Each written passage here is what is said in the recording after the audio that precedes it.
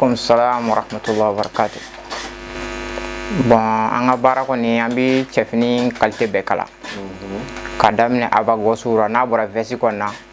Cɛfini qualité bɛɛ an b'a bɛɛ lajɛlen kala. Abagosu ni cɛforogiyanu an b'u bɛɛ kɛ n'Ala ka diɲɛ ye. Inshallah. Non, an tɛ muso fini kɛ fɔlɔ pour le moment. Bon, yɔrɔ in a bi sira kɔrɔ. Terminus yɛrɛ la. Ni sira kɔrɔ terminus ra dɔrɔn i bi yɔrɔ in n'Ala ka diɲɛ ye.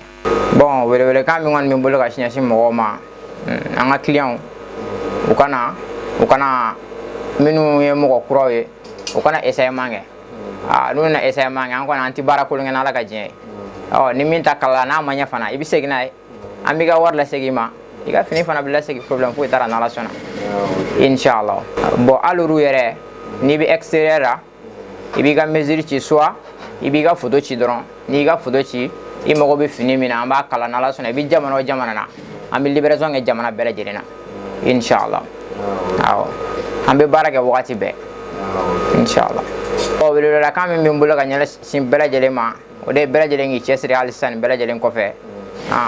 Ɲɛnamaya la cɛsiri de ye fɛn bɛɛ lajɛlen ani ka bɛɛ lajɛlen fo ka bɛɛ lajɛlen waleɲuman dɔn inshallah. Kɛrɛnkɛrɛnnenya la n ka clients bɛɛ lajɛlen k'u bɛɛ lajɛlen fo ni Ala ka diɲɛ inshallah. Bon, numéro bɛ yen nɔ o de ye 76 65 07 75 ni mɔgɔ min ye weleli kɔrɔ n'Ala sɔnna an bɛ ɲɔgɔn sɔrɔ inshallah. Bon, olu ye fini feeretaw ye an bɛ fini kala k'a feere. Bon, an bɛ tisi mugu fana feere. Fɛn o fɛn kɔni tɔgɔ ye ko cɛ ka labɛn minɛ k'a daminɛ montre sabaranw verrew ni mɔgɔ min ni mago bɛ na an bɛ nin bɛɛ lajɛlen feere n'Ala ka diɲɛ ye. Tisi mugu bɛ yen a kalalen bɛ yen n'a b'i yɛrɛ bolo fana i bɛ na n'a ye an b'a kala n'Ala sɔnna a ma inshallah.